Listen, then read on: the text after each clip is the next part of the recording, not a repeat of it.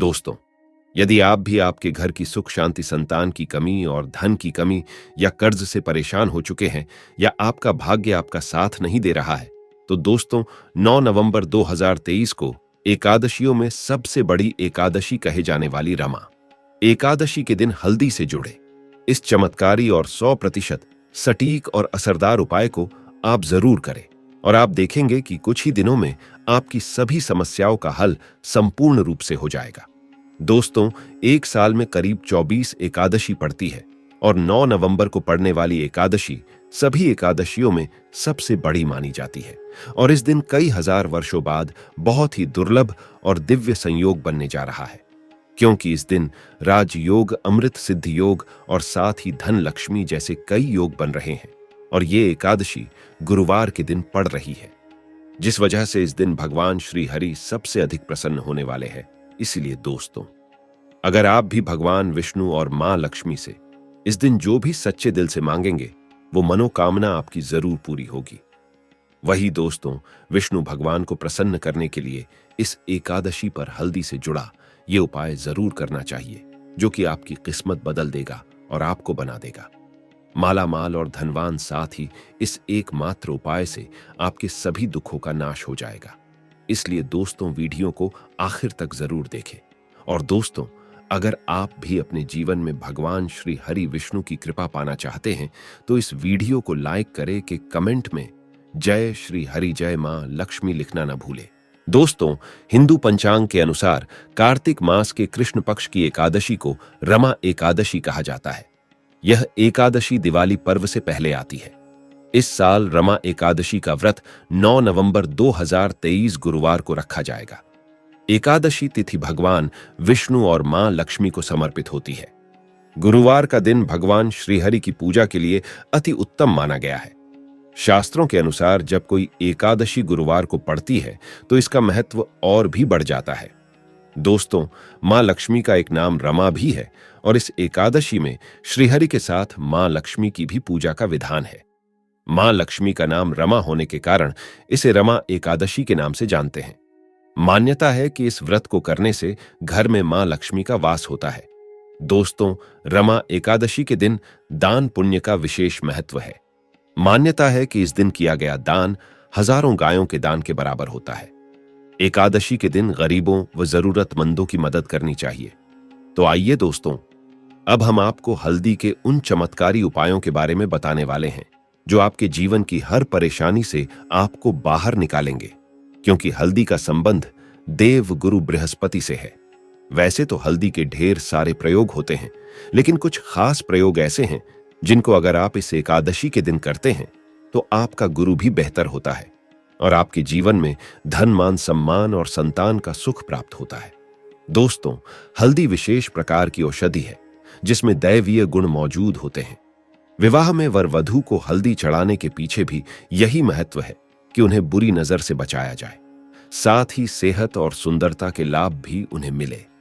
पूजा के समय कलाई में या गर्दन पर हल्दी का छोटा सा टीका लगाने पर बृहस्पति मजबूत होते हैं और वाणी में मजबूती आती है। हल्दी का दान करना भी शुभ माना जाता है। इससे कई स्वास्थ्य संबंधी परेशानियों का अंत हो जाता है। गुरु ग्रह में अनुकूलता आती है। घर की बाहरी दीवार पर अगर हल्दी की रेखा बना दी जाए, तो घर में नकारात्मक शक्तियों का प्रवेश नहीं होता। स्नान करते समय पानी में चुटकी भर हल्दी ढालकर नहाया जाए, तो यह शारीरिक और मानसिक शुद्धता देता है। नौकरी और व्यवसाय में सफलता के लिए भी यह प्रयोग कारगर माना जाता है। हल्दी के प्रयोग से जीवन में संपन्नता आती है। यह नकारात्मकता को दूर करती है, इसीलिए इसे हवन में भी इस्तेमाल किया जाता है। सूर्य भगवान को हल्दी मिले, जल से अर्घ्य देने से मनचाहे वर की प्राप्ति होती है। बृहस्पति ग्रह हमारे जीवन में बहुत सारे सुखों के कारक है, जैसे कि वैवाहिक सुख बृहस्पति देव की कृपा से मिलता है। संतान का सुख या फिर संतान से सुख, यह भी बृहस्पति देव की कृपा से मिलता है। कैरियर में अगर आपको ऊंचाई चाहिए, अच्छा करियर चाहिए। व्यापार में अगर आपको बुलंदी चाहिए, बहुत अधिक धन चाहिए, मतलब धन संचय, अपार धन संपदा, वह भी बृहस्पति की कृपा से ही प्राप्त होता है। और किसी भी तरह से आपके जीवन में अगर आपका भाग्य साथ नहीं दे रहा है, आपकी शिक्षा अच्छी नहीं हो रही है, या उच्च शिक्षा में बाधा आ रही है, ज्ञान प्राप्ति में बाधा आ रही है, तो भी आपको बृहस्पति देव को शुभ करना चाहिए। और हल्दी का प्रयोग करने से, हल्दी के छोटे छोटे प्रयोगों से हम बृहस्पति को शुभ कर सकते हैं। और जब बृहस्पति शुभ हो जाते हैं तो हमारे जीवन में हर सुख अपने आप ही प्राप्त हो जाता है। जैसे किसी भी तरह से अगर कोई नकारात्मक ऊर्जा है आपके घर में, या फिर किसी ने कुछ कर दिया है, ऐसा आपको लगता है कि किसी ने कुछ कर करा दिया है, तंत्र मंत्र का प्रभाव है आपके ऊपर, तो भी आपको हल्दी का छोटा सा प्रयोग इन सभी समस्याओं से मुक्ति दिला सकता है। तो आज की वीडियो में हम आपको बताने वाले हैं एक चुटकी हल्दी से कैसे आप अपने जीवन की सभी समस्याओं को दूर कर सकते हैं। संतान सुख हो, या फिर वैवाहिक सुख हो, या फिर आपके विवाह में देरी हो रही है, या आपके करियर में कोई परेशानी है, धन से संबंधित समस्याएं हैं, हर समस्या का समाधान सिर्फ एक चुटकी हल्दी। तो आज की वीडियो आप पूरी देखें दोस्तों। सबसे पहले बात करते हैं, अगर आप किसी गंभीर बीमारी से पीड़ित हैं, जैसे कि अगर आपको कैंसर जैसी भी बीमारी है, या फिर पेट से संबंधित कोई समस्या है, तो ऐसे में चाहिए कि आप पीसी हल्दी का दान करें। पीसी हल्दी का दान करने से आपकी जो यह बीमारी है धीरे धीरे समाप्त हो जाएगी। आपके माथे पर भी एक हल्दी का टीका लगा होना चाहिए। हर रोज आप अपने माथे पर एक हल्दी का टीका लगाएं। इससे भी आपके पास जितनी भी नकारात्मक ऊर्जा है वह दूर होगी, सकारात्मक ऊर्जा आपके आसपास रहेगी, तो आप स्वतः ही धीरे धीरे बीमारी से मुक्ति पालेंगे। दोस्तों, अगर किसी भी तरह से आपके बृहस्पति ग्रह कमजोर है, और बृहस्पति ग्रह कमजोर होते हैं तो सभी प्रकार की परेशानियां शुरू हो जाती है, कार्य बिगड़ने लग जाते हैं, व्यापार में वृद्धि रुक जाती है। तो ऐसे में आपको चाहिए कि आपको हल्दी की साबुत गांठ लेनी है, और वह एक पीले कपड़े में पीले धागे से बांधकर, चाहे तो आप अपनी बाजू में पहन सकते हैं, या फिर आप अपने गले में पहन ले। ऐसा अगर आप करते हैं तो आपके जीवन से जितनी भी बृहस्पति से रिलेटेड परेशानियां हैं वह दूर होंगी। बृहस्पति मजबूत होंगे, क्योंकि पुखराज की तरह ही काम करता है। हल्दी का यह टोटका हल्दी और पुखराज को बराबर ही माना गया है। अगर आप हल्दी को एकादशी के दिन इस तरह से गांठ बांधकर पहन लेते हैं अपने गले में, तो यह पुखराज की तरह ही काम करेगा, और यह बहुत ही जल्दी आपके बृहस्पति को मजबूत करेगा, जिससे कि आपके सभी कार्य बनने लग जाएंगे। व्यापार हो या नौकरी हो, सभी जगह आपको प्रमोशन भी मिलेगा और व्यापार में वृद्धि भी होगी। बात करें कि अगर आप किसी भी तरह से शारीरिक या मानसिक रूप से नेगेटिव ऊर्जा से घिरे हुए हैं, कई बार दिमाग में, मन में नकारात्मक विचार आते रहते हैं, या फिर आपको लगता है कि आपके आसपास नेगेटिव एनर्जी का वास है, तो ऐसे में आपको चाहिए कि आप जब स्नान करें तो अपने स्नान के जल में हल्दी एक चुटकी मिला लें। पीसी हुई हल्दी को एक चुटकी मिलाकर आप उससे स्नान करें। जितनी भी नकारात्मक ऊर्जा है उससे दूर होगी। अगर कैरियर में कोई परेशानी है तो इस एक उपाय को करने से आपका कैरियर जो है वह बहुत अच्छा हो जाएगा। करियर में आपको सफलता मिलेगी। इसके अलावा आपको चाहिए कि आप प्रतिदिन हल्दी का तिलक अपने माथे पर जरूर लगाएं। इससे आपके सभी बिगड़े कार्य बनने लग जाते हैं। दोस्तों, नकारात्मक ऊर्जा से छुटकारा कैसे मिले? कई बार क्या होता है, हमें लगता है कि हमारे घर में ही नकारात्मक ऊर्जा है, और ऐसे में आपको चाहिए कि जहां आपका घर है, अपने घर के मेन गेट पर या अपने घर की जो बाउंड्री वॉल होती है, वहां पर अगर आप हल्दी की एक रेखा बना दें, थोड़ी थोड़ी सी हल्दी पूरे बाउंड्री वॉल पर ढाल दें, या फिर अपने मेन गेट पर नीचे एक हल्दी की रेखा सी बना दें, तो ऐसा आप प्रतिदिन करते हैं तो आपके घर में नकारात्मक ऊर्जा का वास नहीं होगा, नकारात्मक ऊर्जा का प्रवेश ही नहीं होगा। ऐसा आप जरूर करें। अगर आपको लगता है किसी भी तरह से आपके घर में नकारात्मक ऊर्जा का वास है, तो अपने बाउंड्री वॉल पर या मेन गेट पर थोड़ी थोड़ी सी हल्दी प्रतिदिन छिड़क दें, और आप यह सुबह सुबह कर सकते हैं। रोज सुबह आप हल्दी छिड़क दें, और फिर दिन भर में वह खराब हो जाती है, उड़ जाती है। लेकिन नियमित रूप से आप ऐसा करें, आपको खुद ही इसका चमत्कारी प्रभाव दिखने लगेगा। अगर आपके विवाह में कोई समस्या आ रही है, विवाह में देरी हो रही है, या आप चाहते हैं मनपसंद जीवन साथी, तो ऐसे में आपको चाहिए कि आप रोज सुबह सूर्य देव को जब जल अर्पित करते हैं तो आप थोड़ी सी हल्दी उस जल में मिला दें। एक चुटकी भर हल्दी आप अगर उस जल में भी मिला देते हैं और उसके बाद सूर्य देव को जल देते हैं, तो इससे आपके विवाह में जो परेशानियां रहे हैं वह शीघ्र ही दूर होंगी। और जब आप अर्घ देते हैं तो उसके बाद लौटे में या उस पात्र में थोड़ी सी जो हल्दी लगी होती है उसे निकाल कर आप अपने माथे पर लगा लें। ऐसा अगर आप लगातार करते हैं तो कुछ ही समय में आपकी जो शादी से रिलेटेड परेशानियां हैं वह दूर होंगी। मनपसंद जीवन साथी की कामना है तो वह भी पूर्ण होगी। इसके अलावा अपने स्नान के जल में आपको एक चुटकी हल्दी मिलाकर स्नान करना चाहिए। इससे भी आपके विवाह में जो परेशानी आ रही है शीघ्र ही दूर हो जाएगी। दोस्तों, अगर आप चाहते हैं मां लक्ष्मी आपके घर में स्थायी रूप से वास करें तो ऐसे में आपको चाहिए कि इस एकादशी के दिन सुबह हल्दी के पानी का छिड़काव पूरे घर में करें। इसके लिए आपको थोड़ा सा शुद्ध पानी चाहिए और अगर हो सके तो थोड़ा सा गंगा जल ले। उसके बाद शुद्ध पानी ले लें और उसमें थोड़ी सी हल्दी डाल दें। एक चुटकी भर हल्दी ले और पूरे घर में चारों तरफ हर कोने में इसका छिड़काव कर दें। ऐसा अगर आप इस एकादशी को करते हैं या हर रोज करते हैं तो आपको बहुत ही शुभ प्रभाव मिलेगा और बहुत ही शीघ्र मां लक्ष्मी की कृपा आपको प्राप्त हो जाएगी। दोस्तों, मां लक्ष्मी की कृपा पाने के लिए आपको चाहिए एक बहुत ही अचूक उपाय। आपको यह जरूर करना चाहिए। आपको एकादशी के दिन एक प्लेन कागज लेना है। कागज पर लाइंस नहीं बनी होनी चाहिए। प्लेन कागज के ऊपर आपको हल्दी से श्रीम लिखना है। कैसे लिखना है? आपको थोड़ी सी हल्दी लेनी है। एक चुटकी भर हल्दी ले, थोड़ा सा उसमें गुलाब जल डाल सकते हैं। गुलाब जल ना हो तो थोड़ा सा गंगा जल, या फिर वह भी ना हो तो आप शुद्ध जल ले सकते हैं। ऐसा करके आप उस हल्दी से अपनी अनामिका उंगली से श्रीम लिखें और उस कागज पर पंचोपचार पूजा करें। प्रातःकाल जब आप पंचोपचार पूजा करते हैं तो पंचोपचार से उस कागज की पूजा करें। उसके बाद उसे लेकर आप अपने धन रखने के स्थान पर रख लें या फिर आप अपने पर्स में रख लें। अगर आप हमेशा ऐसा करते रहें, जैसे कि आप 1-2 बृहस्पतिवार के बाद इसे बदल दें या फिर इसी कागज को हर बृहस्पतिवार के दिन धूप दीप दिखा दें, पंचोपचार पूजन कर दें और फिर वापस मोड़कर आप अपने पर्स में रख लें। ऐसा आप अगर हमेशा करते हैं तो शीघ्र ही आपको बहुत ही चमत्कारी लाभ मिलेगा। आपको कभी भी धन का अभाव नहीं होगा। इस छोटे से प्रयोग से मां लक्ष्मी की कृपा श्री हरि विष्णु सहित हो जाती है। बृहस्पतिवार का दिन भगवान विष्णु देव का दिन होता है और मां लक्ष्मी का श्रीम बीज मंत्र जो आपने लिखा है चमत्कारी रूप से यह काम करता है। बात करते हैं, अगर आप संतान प्राप्ति की कामना करते हैं तो किस तरह से आपको हल्दी का प्रयोग करना चाहिए। अगर आप संतान प्राप्ति की कामना करते हैं या फिर आप पुत्र प्राप्ति की कामना करते हैं तो आपको चाहिए कि आप थोड़ी सी हल्दी एक आटे की लोई में भरकर किसी गाय को खिलाएं। जैसे आप आटे की 2 लोई बना ले। नमक नहीं होना चाहिए उसमें, बस इस बात का ध्यान रखें। थोड़ी सी चने की दाल अगर आपने भिगो के रखी है रात को तो वह या फिर 2 घंटे पहले भिगो दें और उस लोई के बीच में रखें। थोड़ी सी हल्दी, थोड़ा सा गुड़ और लोई को ले जाकर हर बृहस्पतिवार के दिन अगर आप किसी गाय को खिलाते हैं तो कुछ ही समय में आपकी समस्या समाप्त हो जाएगी।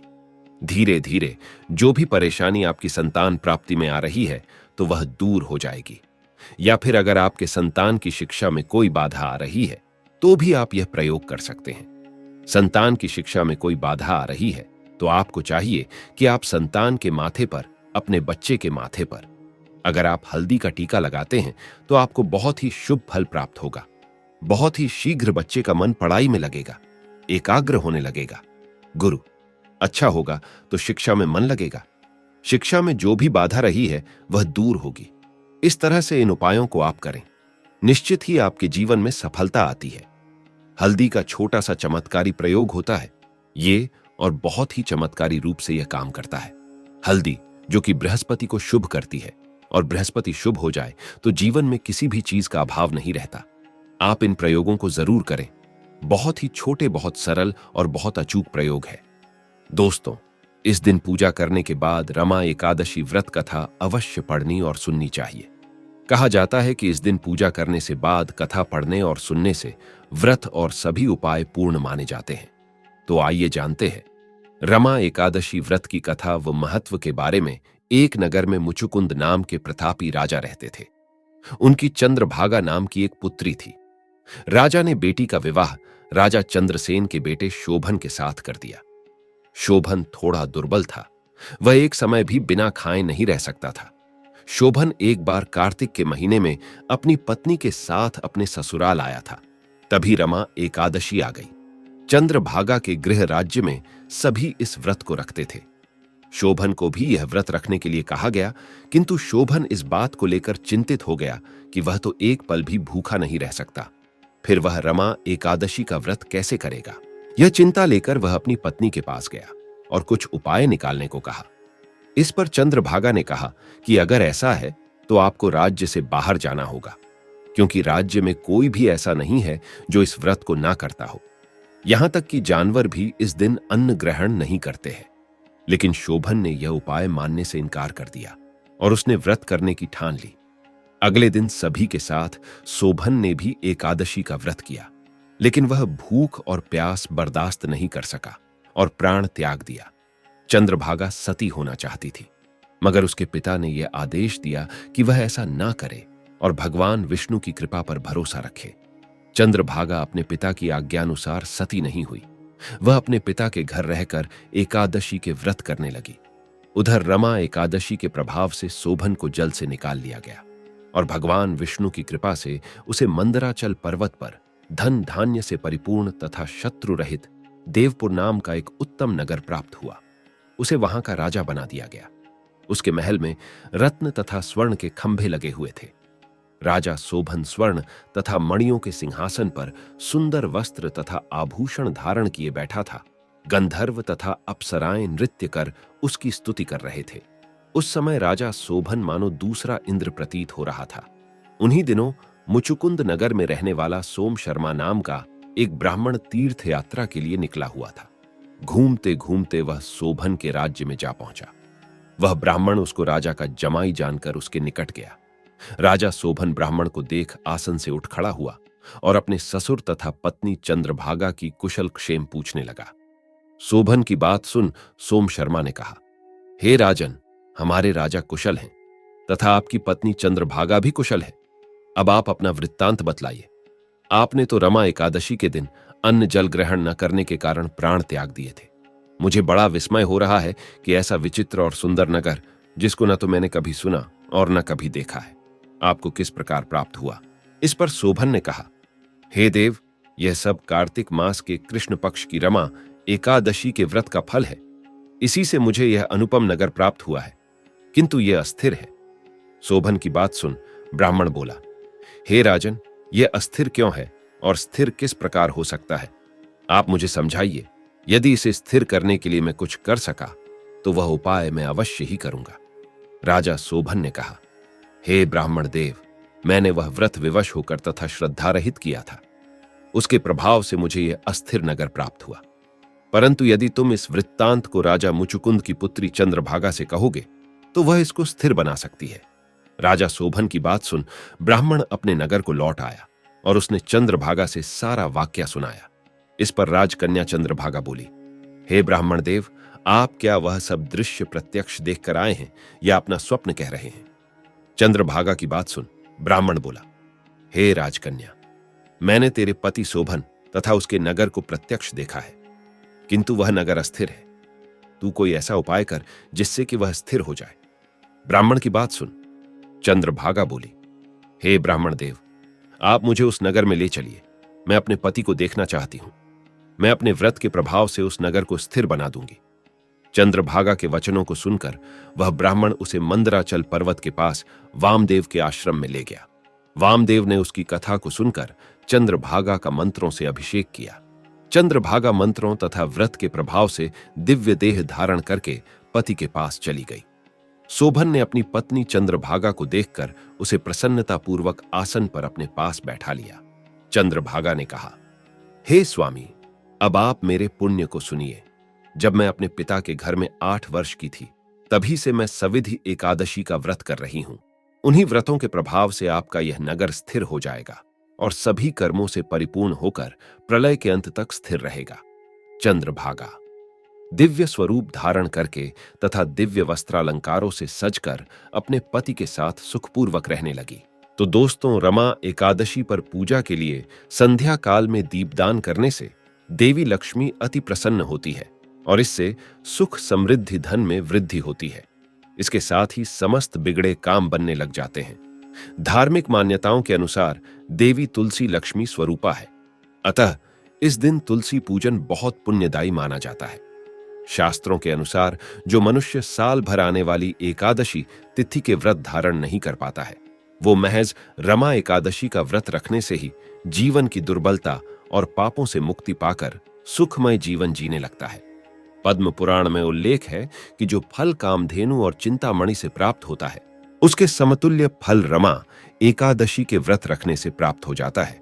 सभी पापों का नाश करने वाली और कर्मों का फल देने वाली रमा एकादशी का व्रत रखने से धन धान्य की कमी भी दूर हो जाती है।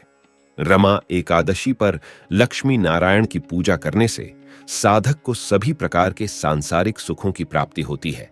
तो दोस्तों, यह थी रमा एकादशी से जुड़ी सभी महत्वपूर्ण जानकारियां और उपाय जिनको आपको इस बार जरूर करना चाहिए। तो दोस्तों, आपको जानकारी कैसी लगी हमें कमेंट में जरूर बताइएगा। वीडियो अच्छा लगा हो तो वीडियो को लाइक, शेयर और चैनल को सब्सक्राइब करना ना भूलिएगा। आप सभी के मंगल की कामना करते हुए मिलते हैं अगली वीडियो में। धन्यवाद। जय श्री हरि विष्णु, जय मां लक्ष्मी।